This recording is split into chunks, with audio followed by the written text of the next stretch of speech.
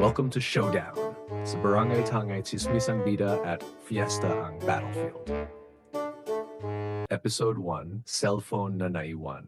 Scene 1, bahay nila, Dodong.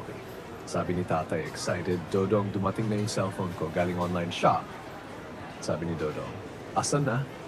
Sabi ni tatay, sabi ng text, nasa mailbox na raw. Teka, kukunin ko.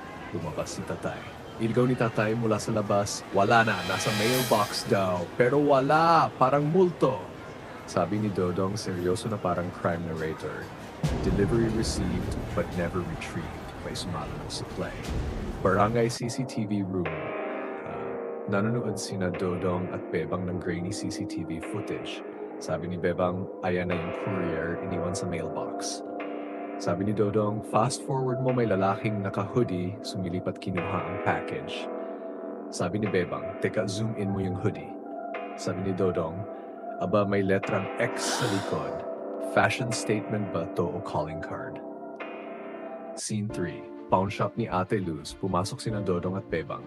May hawak na phone si Ate Luz. Tanong ni Dodong, Ate Luz, may nagbenta ba sa'yo ng cellphone? Yung mahal? Sagot ni Ate Luz, meron. Di ko kilala, tahimik, naka-hoodie, inalok ng mura, tinikman ay, tinignan ko, okay naman, kaya binili ko. Sabi ni Bebang, pwedeng patingin? Chinek nila. Confirmed, phone ni tatay. Sabi ni Dodong, ayan na nga, package pa lang, nakuha ng ninja. Scene 4, Barangay Hall. Si Dodong nagtatype habang si Bebang kumakain ng chichirya. Sa tabi nila si Cap, tulog habang ini-interrogate sa panaginip. Sabi ni Dodong, case file, ninja grab, package left at mailbox, intercepted by unknown hoodie guy. Sabi ni Bebang, malupit yung teaming, parang may intel ang magnanakaw. Sabi ni Dodong, hindi to ordinaryong tao, parang may plano. Scene 5, madilim na kanto.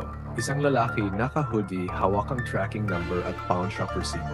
Sa likod ng hoodie, malaking X. Sa tabi niya, isang manok na tumitilawak. Voice over ni Mr. X, hindi mo kailangang pumasok sa bahay kung ang package mismo kusa nang lumalabas. Fade out. Hawak niya ang listahan, Phase 1, the grab and pawn move.